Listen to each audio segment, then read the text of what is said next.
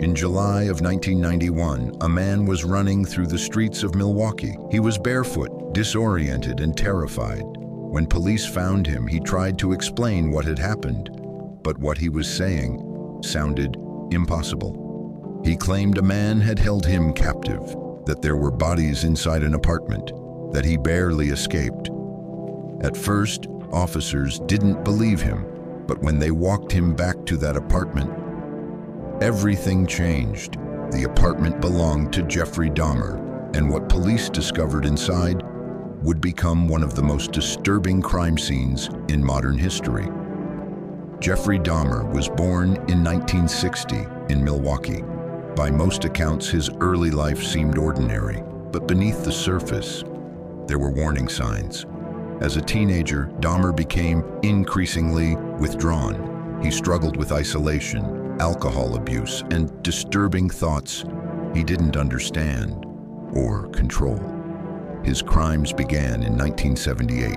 At just 18 years old, his first victim was a hitchhiker, and after that, there was a long pause. For nearly a decade, Dahmer didn't kill again, but in the late 1980s, the killings resumed, and this time, they became more frequent. Dahmer targeted young men, often meeting them in bars, offering money in exchange for photos, or simply offering a place to stay. Once inside his apartment, things took a dark turn. Dahmer would drug his victims, rendering them unconscious, and then he would carry out acts that shocked even seasoned investigators. When police searched the apartment in 1991, they found photographs, Polaroids, documenting his crimes. They found remains, preserved in ways that made it clear this wasn't just about murder, it was about control, about possession, about an obsession that had spiraled completely out of control. Investigators uncovered evidence linking Dahmer to 17 victims. Most of the killings took place between 1987 and 1991, all within the same city. What made the case even more disturbing was how close Dahmer had come to being caught. Multiple times. In one instance, a victim escaped, bleeding and disoriented. But when police arrived, Dahmer convinced them it was just a domestic dispute.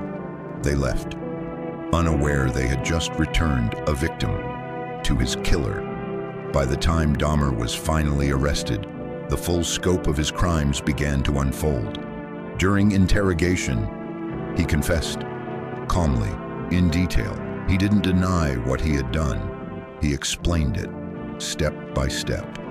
In 1992, Dahmer stood trial.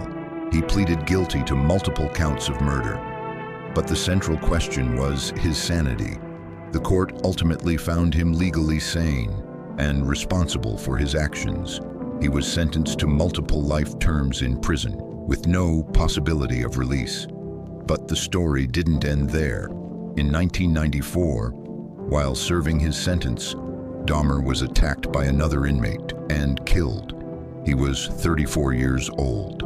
The case of Jeffrey Dahmer remains one of the most infamous in criminal history, not just because of the crimes themselves, but because of the questions it raises.